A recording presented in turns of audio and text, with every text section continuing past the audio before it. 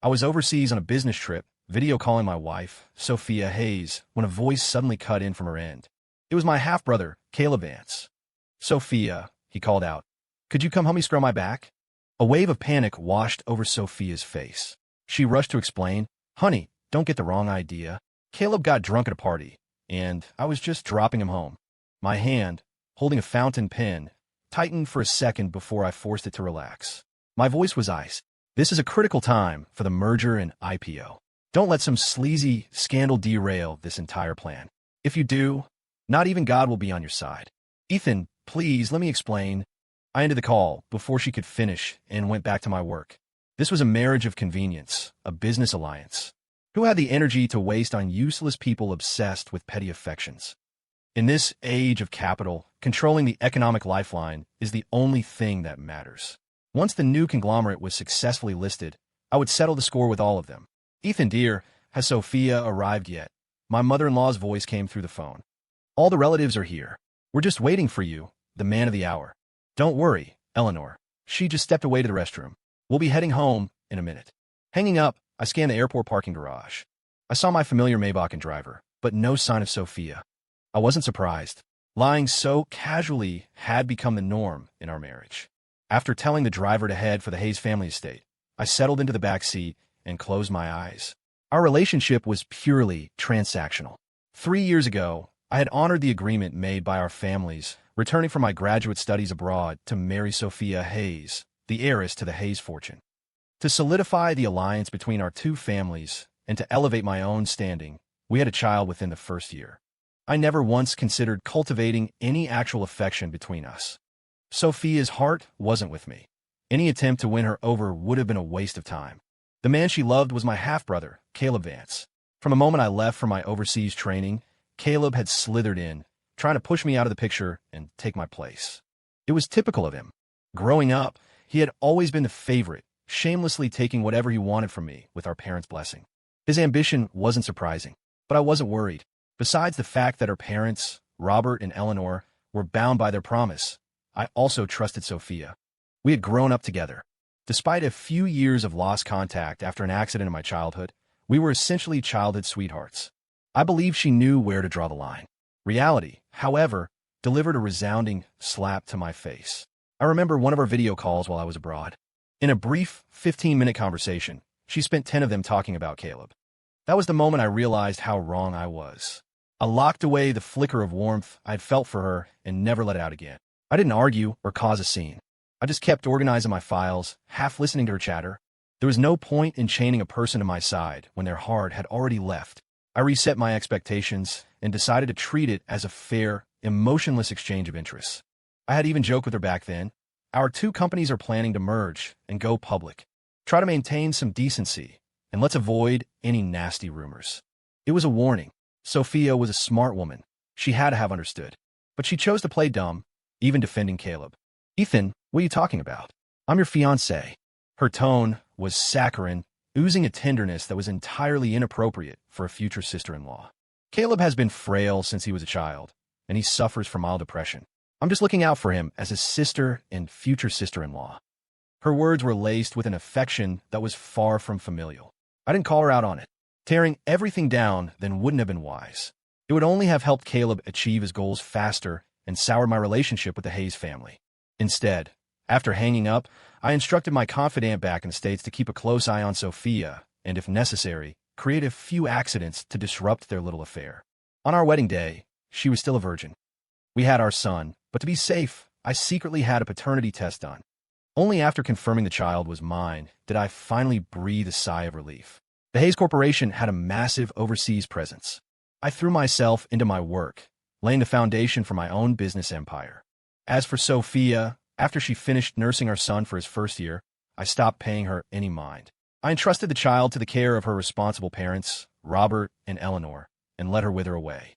She had already served her purpose. Once the new conglomerate was public, once I had taken back everything I had lost and secured absolute power, then it would be time to settle old debts. Sophia's call came through just as my car left the airport expressway, heading towards the Hayes estate on the other side of the city. Her voice was apologetic. "Ethan, I'm so sorry I couldn't pick you up." Caleb's stomach was bothering him, and by the time I took care of him, it was already too late. Are you a doctor? I snapped. He's a 26-year-old adult. Can't he call an ambulance if he's sick? The temperature inside the car plummeted. In the rearview mirror, my driver swallowed nervously. I closed my eyes, forcing myself to remain calm. Even if I didn't care about her, I was still a man. What man would tolerate his wife acting like a nursemaid to another man day in and day out? Especially when that man was my own half-brother, only 2 years my junior. Ethan, don't be angry. It was my fault. I wasn't thinking. Enough. I cut her off. Same as always. Meet me at the small shopping center near the estate. I hung up and took a deep breath to compose myself. The driver was already tense from the oppressive atmosphere in the car. If this continued, he might cause an accident, and that would be a pointless loss. Half an hour later, I got out of the car, lit a cigarette, and waited for Sophia. Soon, a red LaFerrari pulled into the spot opposite me. Sophia got out and walked straight over. Honey, have you been waiting long?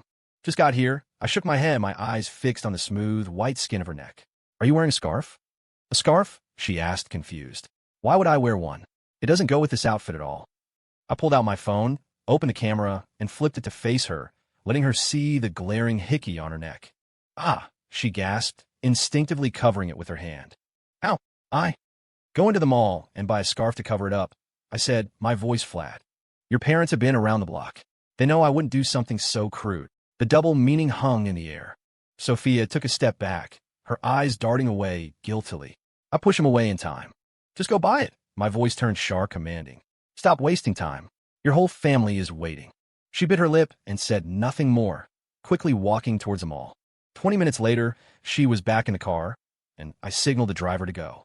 Thank God this driver was one of my own people. If someone from the Hayes family had seen that, it would have been another mess. I couldn't expect Robert and Eleanor to do anything truly damaging to Sophia if they found out. She was their daughter. No matter how furious they were, it would amount to nothing more than a lecture and some hurt feelings. But if Sophia felt cornered and decided to throw a tantrum, it would be a disaster for me at this critical stage. On the way from the mall to the Hayes estate, Caleb called Sophia 7 or 8 times. Finally, a flash of annoyance crossed her face, and she gritted her teeth and turned off her phone. Honey, please don't be angry. She forced a smile, her tone placating. This dinner for you is the most important thing. I won't pay any attention to him. I instinctively rubbed my arm, trying to get rid of the goosebumps. My voice was still cold and indifferent. I have nothing to be angry about. I don't love you. Her bright, beautiful eyes froze. Her mouth opened, but no words came out. I turned to look at the face that had once made my heart stir, a face that now moved me no more. We are in a business marriage. We're business partners. Your private life is your own concern, but make sure you don't create a scandal. If you jeopardize our plans, you know the consequences. With that, I closed my eyes again, feigning sleep, and didn't say another word to her. When the car arrived at the Hayes family estate, Robert and Eleanor were already waiting at the door. I put on a perfectly calibrated smile, waited for Sophia to get out, and took her hand as we walked towards them. Mom, Dad, I said with a hint of apology. Sorry to keep you all waiting. Not at all, not at all. We're just glad you're back. Eleanor stepped forward and gently touched my face, sighing. You've worked so hard overseas. You've lost weight. Seeing her genuine concern, I smiled from the heart. Not at all. A little leaner is a little stronger. Eleanor was about to say more when Robert cut in. All right, let's get our son inside for dinner. He must be starving after such a long trip. Reminded by her husband, Eleanor realized it was well past the dinner hour and quickly pulled me into the villa. Before the meal, a small incident occurred. Robert insisted I sit between him and Eleanor in the seat of honor at the head of the table. I tried to refuse several times, but they were insistent, so I finally relented. I understood their intention. They wanted to publicly affirm their approval of me in front of the entire Hayes clan to elevate my status even further. Sophia, though seated next to her mother, had been reduced to a backdrop. The once dazzling heiress seemed to have lost her light. Throughout the dinner, Eleanor kept piling food on my plate. Within a minute, my bowl was a small mountain. Seeing my slight embarrassment, she reassured me that it was just a family dinner with no need for formalities, and I should eat as much as I wanted. After the meal and several rounds of drinks with the relatives, the welcome dinner began to wind down. But Eleanor had noticed that Sophia had been quiet the whole time, barely eating, with an out-of-place silk scarf wrapped around her neck. Curious, she asked her daughter what was wrong as she casually reached over and untied the scarf. The glaring, unmistakable hickey was instantly exposed to everyone at the table. Robert's eyes followed the sound, and both of their faces immediately darkened. However, with so many relatives present, they held their tempers in check. The other guests simply assumed it was a mark of passion from a couple reunited after a long separation and thought nothing more of it. But the atmosphere, charged by Robert's palpable anger, quickly grew heavy. Within 10 minutes, the party was over. Robert, his face a thundercloud, ordered Sophia to follow him to the library. Eleanor, looking deeply apologetic, asked me to come along. Inside the library, Robert paced back and forth with his hands behind his back. Eleanor had me sit down and began to prepare some tea, but she pointedly left Sophia standing. After a few unbearable moments of silence, Sophia finally broke. "Dad, what's wrong?" That one question was the spark that ignited Robert's fury. He spun around and slapped his daughter across the face. "You shameless, degenerate girl," he roared. "Have you forgotten every ounce of decency your mother and I taught you? And you have the nerve to ask me what's wrong? Dad, don't call me Dad. I, Robert Hayes, am not worthy of being the father of a woman like you." Seeing her father's towering rage, Sophia clutched her swelling cheek and shot a desperate, pleading look at her mother. Eleanor set down her teacup, gave my hand a firm squeeze to show her allegiance, and fixed her daughter with a stern gaze. "Sophia, haven't I warned you about seeing Caleb Vance so frequently?" she said, her voice severe. "Not only did you ignore me, but you dare to continue this sordid affair. Are you trying to drag the good name of this family through the mud? How could you do this to Ethan? Have you given any thought to the legacy our ancestors passed down?" At the word affair, the color drained from Sophia's face, but she still tried to argue. I didn't cheat. I pushed him away in time. You can't accuse me like this." "Accuse you?" Robert's voice grew colder, his control snapping. "In your mind, is sleeping with another man the only thing that counts as cheating? Don't you forget, you are a married woman with a child. Are your actions those of a wife and a responsible mother?" Sophia was silenced, her head bowed as tears dripped from her cheeks onto the floor. As her husband and someone who had known her since childhood, I recognized the signs. She was defeated, afraid to argue any further. But Robert wasn't finished. "Go to the family chapel. You will kneel and copy the family charter 100 times. And you will use a calligraphy pen." At 11 o'clock that night, I helped a limping Sophia back to our house. I sat her on the sofa, found some ointment, and told her to apply it herself. She hadn't finished the punishment. The family charter was over 1,000 words long.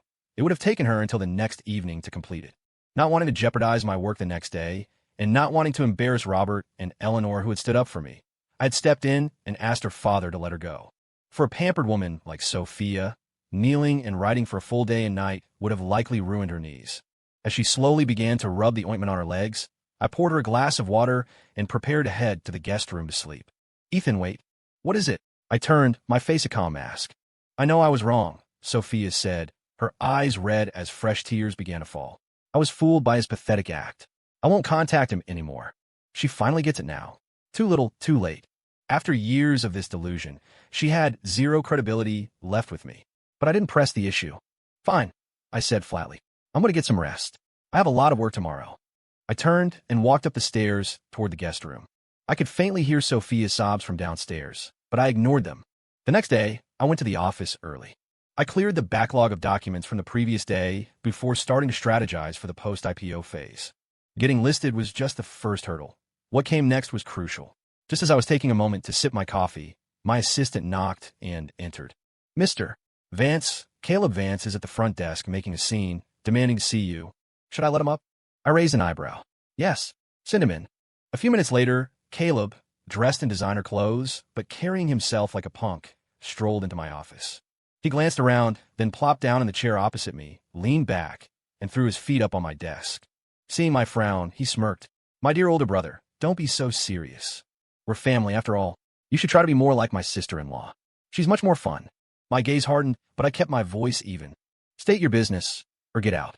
Caleb slammed his feet back to the floor and shot up, his eyes venomous. "Sophia's ignoring me. Was this your doing?" "That's her business." He didn't believe me. "Everything was fine yesterday. I almost had her. Then she goes back to the Hayes estate with you, and suddenly she's a different person. You're telling me you had nothing to do with it." Already simmering with anger, I didn't hold back. "That's because you're pathetic. A grown man, constantly whining and playing the victim. What woman could stand that? A guy like you would get rejected by sugar mamas at a nightclub." They'd probably think you were a bottom. You. Caleb's face turned crimson.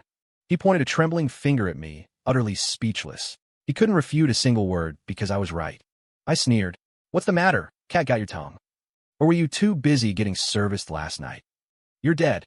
Caleb roared, grabbing the wooden pen holder from my desk and hurling it at me. This was the moment I'd been waiting for. I dodged it, vaulted over the desk in one smooth motion, and planted my fist squarely in his smug face. Ack! Caleb cried out, staggering back and falling to the floor. He clutched his bleeding nose and mouth, staring at me in terror. You hit me. Hit you. I ripped off my tie and tossed it on the desk, looking down on him. No, I'm going to beat you. With that, I lunged, landing a flurry of punches. Caleb howled, flailing his arms to block the blows while still trying to threaten me. Ethan Vance, if you touch me again, I'm telling Mom and Dad to kick you out of the family. I didn't stop punching, finding openings with every swing. Are you a baby? I shot back contemptuously. Still running to Mommy? Haven't you ever heard that the eldest brother is like a father and the eldest sister-in-law is like a mother? You dare to make a move on your own sister-in-law. Today, I'm going to teach you a lesson, you ungrateful brat. Ignoring his screams, my fists rained down on his face. 2 minutes later, his voice was a weak gurgle, a pathetic croaking sound mixed with pain. Seeing that I had collected enough interest on his debt, I finally stopped, sinking to the floor to catch my breath. Just as I was rubbing my bruised knuckles, Caleb suddenly surged upward. He pulled a switchblade from his clothes and slashed at my throat. I recoiled instantly, throwing my arm up to defend myself. The blade sliced a 4-inch gash across my forearm. Caleb's face was a bloody mask, his eyes blazing with hatred. I'm going to kill you, he screamed, lunging at me with a knife. It stopped less than 2 inches from my eye. I jammed my knee into his chest to keep him at bay, my hands locked around his wrist, fighting to keep the blade from moving another inch. Searing pain shot through my arm, and blood dripped onto my face, but I didn't dare relax my grip. I was already exhausted from the fight, my arms trembling with the strain. I grit my teeth, desperately trying to hold on while regulating my breathing to recover some strength. Just as we were locked in a stalemate, the office door burst open. Sophia and my assistant rushed in with security guards. They tore a wild-eyed Caleb off me and pinned him to the floor. I lay in a private hospital room within 4 dripping anti-inflammatories into my arm. From the room next door, I could occasionally hear Caleb's pig-like squeals of pain. Half an hour ago, after getting me settled, Sophia had stormed off with the bodyguards to settle the score with him. The scene felt vaguely familiar. In middle school, Caleb, emboldened by our mother's favoritism, had sicked his friends on me. They tore up my books, cornered me in the bathroom for a group beating, and then urinated on me afterward. I cried to my mother, but all I received was cold indifference. Even the teachers at school were hesitant to get involved. But Sophia got involved. After school, she had her bodyguards break Caleb's leg and shove his head into a public toilet until he nearly passed out. She pointed at him and declared, "If you ever touch my fiancé again, I'll throw you in the river for the fish to eat." In that moment, she was like a ray of light, pushing back the darkness and despair of my world. Seeing me dazed, she had gently touched my cheek. "Don't be afraid, Ethan. If he ever bullies you again, I'll take care of him for you." From that day on, I swore to myself that I would become strong enough to be the one to protect her. But fate played a cruel joke on me. Sophia, by some bizarre twist, became utterly captivated by Caleb's act of a reformed bad boy playing the weak, pitiful victim. She had even once, for his sake, tentatively asked me to transfer some of the Vance Industries stock my grandfather had left me over to him. The betrayal was so profound that I couldn't bring myself to believe it during my years studying abroad. Now, her act of punishing Caleb for my sake caused a faint tremor in my barricaded heart, but I immediately suppressed it. I couldn't risk it. I couldn't trust her again. If she could change her heart once, there was no guarantee she wouldn't fall for another man in the future. It was safer to focus on my business and on strengthening myself. Just then, the door opened softly. Seeing I was awake, Sophia hurried to my bedside. She gently stroked my bandaged arm, her eyes filled with pain. "I'm so sorry, Ethan. I was too late. He sent me a message saying he was going to teach you a lesson. I should have called to warn you." She continued, "But don't worry. I didn't just slap him 100 times. I also had his fingers broken. He won't dare to mess with you ever again." A sudden ache stung my nose, and a tear escaped the corner of my eye, sliding onto the pillow. I felt pathetic. I ripped the 4-needle from my arm, wiped the tear away, and glared at her. "Sophia, I don't need you anymore." With that, I walked out of the room. More than the hatred I felt for Caleb and my mother, the one who had truly wounded my heart, the one I hated the most was her. That evening, I locked myself in my study and buried myself in work. It was the only way to keep the agonizing thoughts at bay. I had just finished giving my assistant a set of instructions when my phone rang. It was my mother, in name only. I didn't need to guess why she was calling. It was to demand justice for her precious son. The moment I answered, a furious roar erupted from the other end. "Ethan Vance, you've gotten bold, haven't you? Your wings have grown in, and now you dare to lay a hand on your brother. You get over here right now and kneel before Caleb and apologize." I set the phone down on the desk and rubbed my ear. "Stop screaming," I said coldly. "Victoria, your son tried to kill me with a knife. Was I not supposed to fight back? You dare call me by my full name? I used to be weak, with no power to resist you. But now I control the lifelines of both the Vance and Hayes fortunes. Do you really think you can still push me around like you used to? You little bastard, you. Even if I'm a bastard, I'm a far cry from an old monster like you." I cut her off, my voice sharp. "Victoria, don't think I don't know about all the filthy, disgusting things you've done." A flicker of panic came from the other end. "What? What do you know?" I laughed coldly. "That's not your concern. If you want to hold on to your 2% share dividends, you'll learn to shut your mouth and stay in line." Before she could respond, I hung up. My gaze fell on a photo on my desk. It was a family portrait, but I had cut Victoria and Caleb out of it, leaving an awkward gap. "Dad, grandfather, this is the true face of your good wife, your good daughter-in-law." When I was 5, I got a slap from my mother for pushing Caleb when he tried to snatch my toy. I ran out of the house in a fit of anger, and that's when I was kidnapped and sold to a remote, rural area in Appalachia. My father, with no time to confront my mother, immediately took people and rushed off to find me, leaving my grandfather to manage the company. A year later, my father finally found a reliable lead, but he was killed in a major car crash on a winding mountain road. The location was so remote that he died of his injuries before help could arrive. By the time my grandfather brought me home, all I saw was a black and white photograph of my father. From that day on, my grandfather seemed to age 10 years overnight. His back began to stoop. He hated my mother, but was powerless. At the time, the Sterling family was a major power in the neighboring state, while the Vance family was just a small company.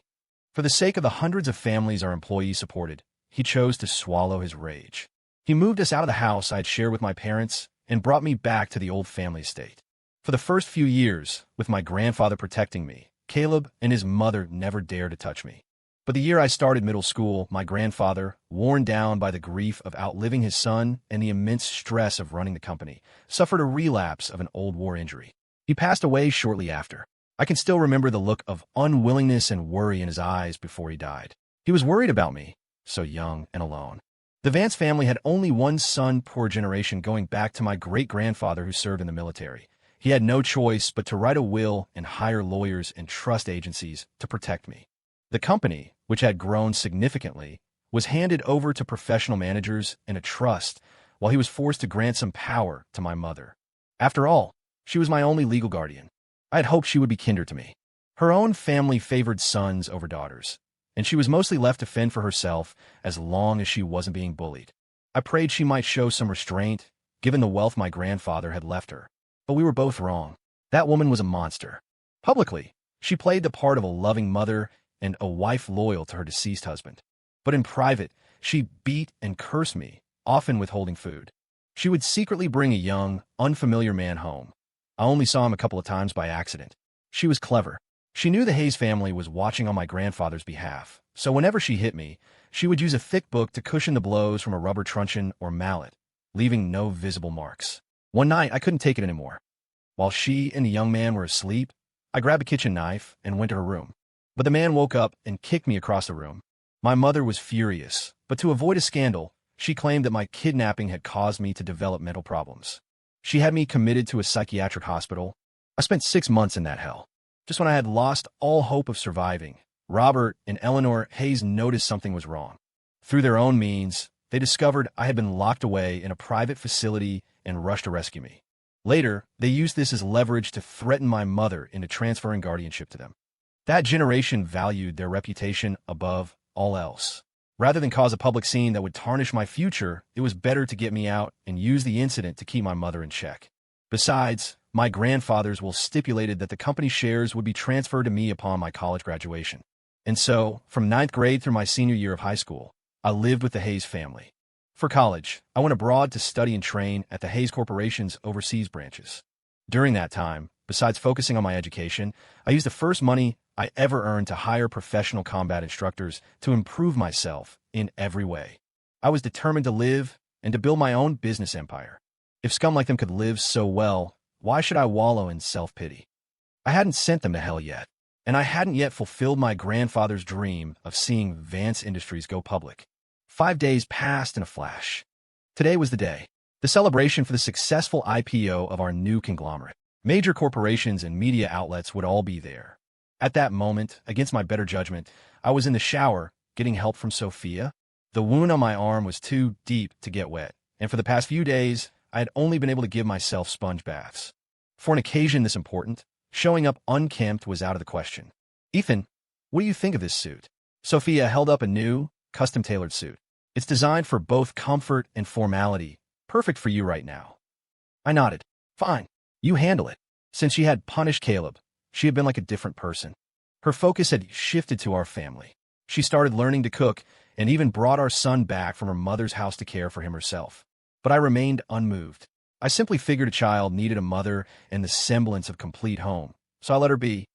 For the rest of my life, I only intended to maintain a partnership with her. Partners in growing the corporation, partners in raising our child, partners in continuing both the Vance and Hayes family lines. That was all. Dressed, we put on a show of harmony, got into the Rolls-Royce Phantom, and headed for the venue. An hour later, the hall was already filled with guests. The media was in position. My assistant met me and confirmed that all prior arrangements were in place. I gave a calm nod, but inside my heart was racing. I had waited for this moment for a very long time. Just then, a familiar yet distant voice called out, "Nephew, my dear nephew." My uncle, Daniel Sterling, hurried over, a wide grin on his face. Congratulations, truly. To merge two companies at a standstill and take them public, it's incredible. I hope you'll remember to help out the Sterling Corporation in the future. I put on a formulaic smile and nodded vaguely. Help. We'll see if his company is worth saving. This so-called uncle was my mother's half-brother, the current head of the Sterling Corporation. Due to his mismanagement, it was now an insignificant little company.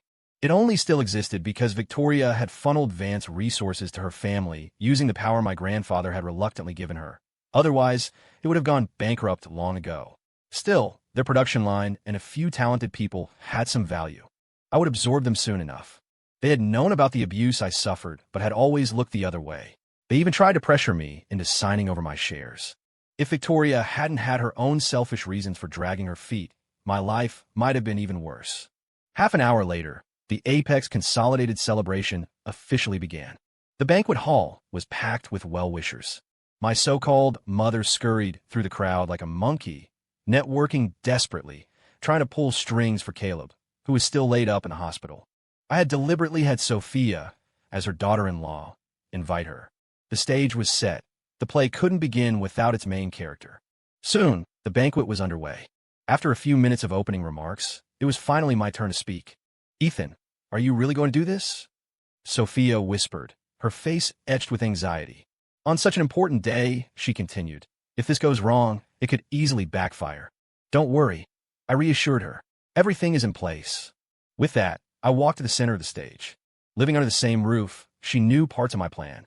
I had confided in her as a test of her loyalty. If she still couldn't see things clearly, then she couldn't blame me for disregarding the debt I owed the Hayes family for their past kindness. My eyes drifted to Robert and Eleanor, beaming with pride, surrounded by admirers. Good. Their daughter hadn't been stupid enough to self-destruct. In this world, you never know what tomorrow might bring. I picked up the microphone and delivered the standard corporate speech. Just as the audience thought we were moving on to the next part of the program, I changed direction. Ladies and gentlemen, I announced, I have something very important to share with you all. Please direct your attention to the large screen. As confused murmurs filled the hall, I signaled my assistant to play the files I had prepared. The first was evidence of my mother's abuse and Caleb's bullying from my childhood. Though years had passed, the faces were unmistakably those of Victoria and Caleb. My mother, who had been basking in the glory just moments before, froze on the spot. The wine glass slipped from her hand and shattered on the floor. No one paid it any mind. They were all too stunned. No one could have imagined that the woman who had always presented herself as a pillar of maternal virtue could be such a monster. I I said nothing, simply signaling for the next set of files to be played. I was confident this next part would blow the roof off the place. On the screen appeared bank transfers and messages proving Victoria had paid human traffickers to have me kidnapped. This included a video confession from one of the surviving traffickers. Then came something even more explosive. Evidence that she had bribed a truck driver to stage an accident due to fatigue, deliberately crashing into my father's car on that mountain road. As I had expected, the room erupted. Every eye turned to Victoria, who had collapsed in her chair, paralyzed with fear. "No, that's impossible," she stammered, her face ashen, beads of sweat forming on her forehead. "It's fake. It must be fake." A few seconds later, she snapped out of it and began to scream like a madwoman. "It's fake. It's all fake. Turn it off. Ethan Vance, turn it off right now." She tried to rush the stage, but the security guards I had positioned beforehand quickly restrained her, sealing her mouth with duct tape. How familiar this felt.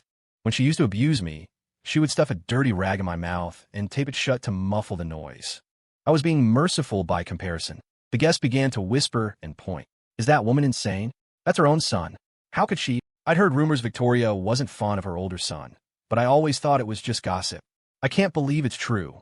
I remember something odd. Not long after the old Mr. Vance passed away, Ethan disappeared for a while. Then he was suddenly adopted by the Hayes family. Do you think this woman did something to him?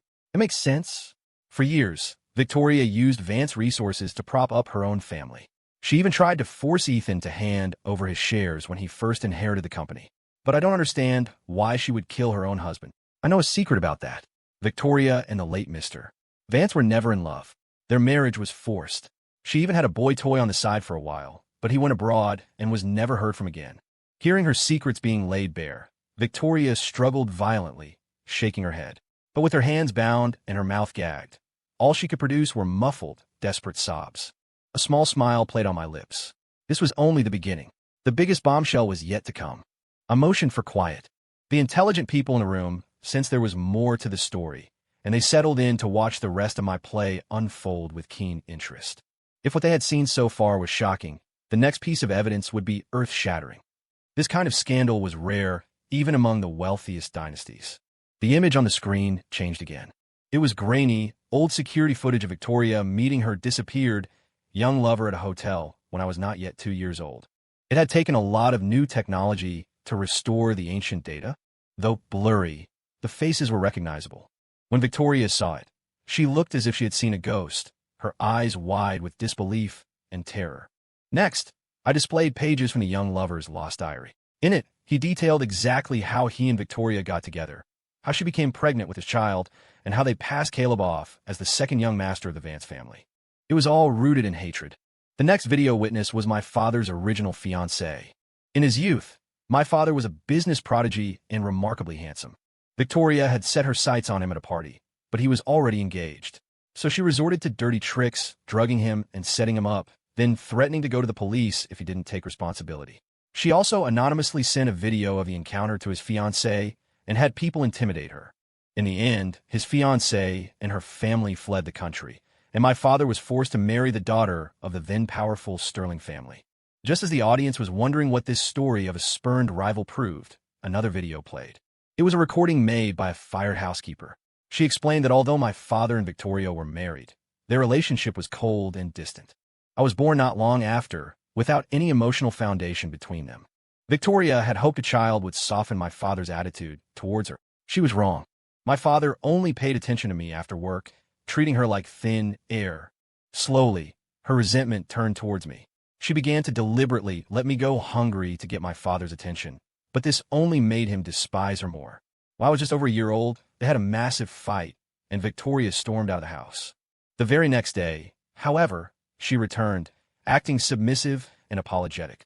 She lied to my grandfather, claiming she wanted to produce more heirs for the Vance family. And soon after, Caleb was born. The video ended, and the hall was completely silent. But everyone in that room was smart. They could all see the implications. I didn't leave them guessing.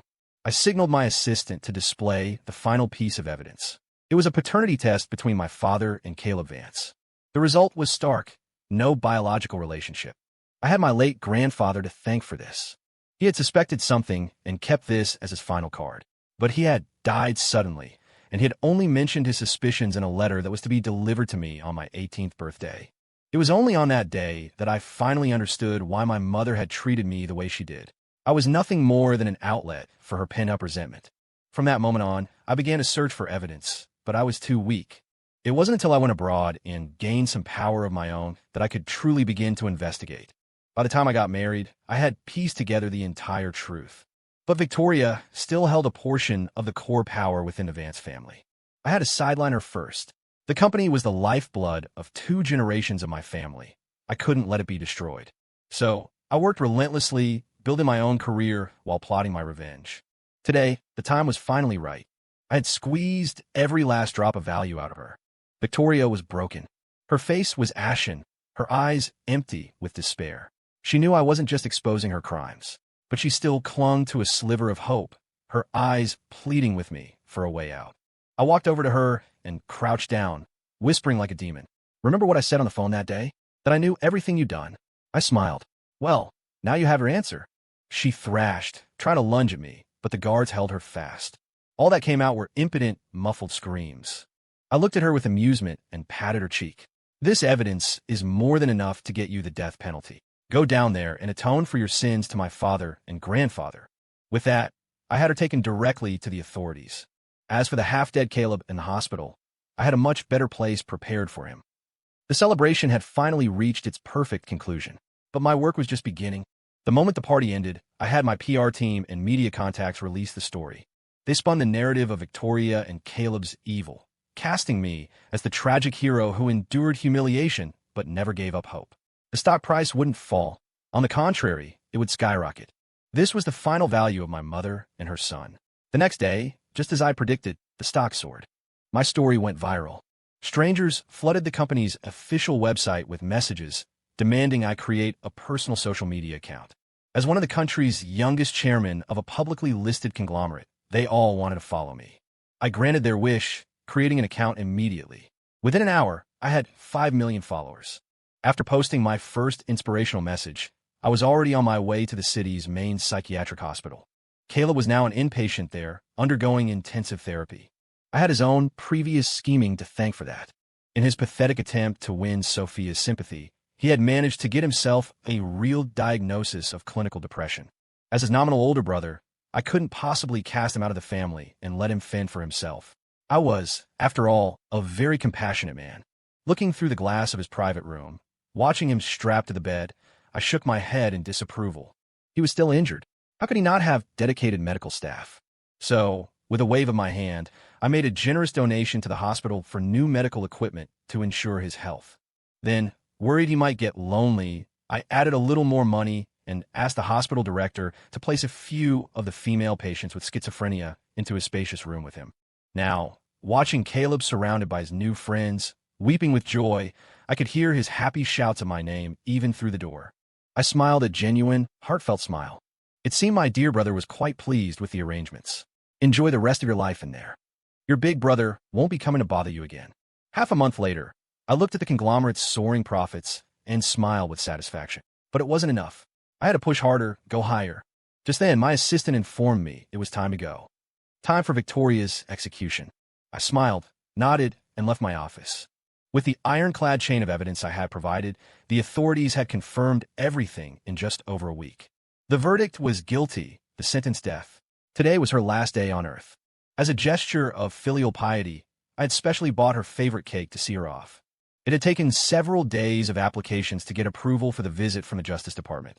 I couldn't very well show up empty-handed. When I arrived, I carried the cake in myself. My mother was already strapped to a metal gurney. It had only been 2 weeks, but she looked ancient, the wrinkles and white hair starkly visible. When I entered the room, accompanied by an officer, the color drained from her face. "Mother, your son has come to see you off," I said, opening the cake box. "It's from that bakery you love. Have a taste." The room was instantly filled with a pungent smell of cilantro. She despised cilantro. The smell alone was enough to make her nauseous, though she wasn't allergic. She instinctively recoiled, her eyes filled with despair. But when I showed her a recent photo of Caleb in his new, happy home, she resigned herself and ate. She only managed a third of it before she vomited. Oh well, time was up. We couldn't delay the main event. After bidding my mother a final farewell, I turned and left. Go in peace. Father and grandfather are waiting for you on the other side. 3 years later, Robert and Eleanor Hayes officially retired to focus on helping Sophia, who was pregnant with our second child. Over the past few years, she had performed her role perfectly. She not only excelled in her work at the conglomerate, but also managed to take care of me and our son. A wife this good, of course, deserved to have another child, to continue both our family lines and to give my son a companion. I signed the last document and looked over at my son, who was playing happily in the office's designated play area. I smiled. The little guy had been sensible since he was young. He knew never to interrupt me when I was focused on work. Seeing I was done, he came running over on his short little legs. "Daddy, can you play with me now?" His small face was full of anticipation. "Just for a little while." I nodded and agreed. For my own son, there was no reason to refuse. After nightfall, I carried my sleeping son home. After putting him to bed, I went to the study to continue working. A few moments later, Sophia, her belly now round and prominent, walked in. "Ethan, can we talk?" "What do you want to talk about?" I looked up, preparing to listen patiently. Sophia bit her lip. "Can we start over?" "For real." She lowered her eyes, her voice choked with emotion. I paused. "We never ended. How can we start over?" I swear I never crossed that line with Caleb. The moment he tried to force himself on me, I slapped him and came straight to find you. It's been 3 years. Every day, I report my every move to you, letting you track my entire schedule. Won't you still forgive me? She looked up, tears in her eyes. And Caleb, he's gone now. The thing that stood between us is gone. Can't you just look at me like you used to back when we were in school? Can't you treat me like your wife again? I rubbed my throbbing temples and glanced at her pregnant belly. My voice was gentle. "Sophia, let's just leave things as they are. Isn't it good enough now? In public, you are the acclaimed vice chair and president of the conglomerate, our second largest shareholder. At home, you are a wonderful mother who adores her child. That's enough. Why must you chase after the illusory concept of love?" My own emotions began to rise. You shouldn't be crying over things like feelings. You should be focused on fighting for our children, for our future, on building an even greater legacy for the next generation. The speech left my throat dry, and I took a sip of water. Having children is enough. We can continue on as family. That's for the best. Sophia turned her head away without a word, a gesture of resistance I knew all too well. Just as my patience was wearing thin and I was about to escort her back to her room, Eleanor walked in with a cup of herbal tea. Seeing her daughter's red-rimmed eyes and my interrupted work, her expression immediately turned serious. "Sophia, why aren't you in your room resting? Why are you here bothering Ethan while he's working?" She chided. "Go back right now. Your most important job is to take care of yourself and that baby. This second child is taking your name, the Hayes name. How can you be so reckless?" I gave my mother-in-law a silent thumbs up. Eleanor signaled for me to get back to work, set down the tea, and then half-pulled, half-supported Sophia out of the study. I cleared my thoughts and returned to my work. The conglomerate had just entered the $100 billion club. It was still far from my goal. Even if 2 children were enough for now, there would be grandchildren and great-grandchildren in the future. I had to think about the generations to come. I must press on. I must keep fighting. My goal is to make our corporation the most powerful in the world, to continue accumulating wealth for my children.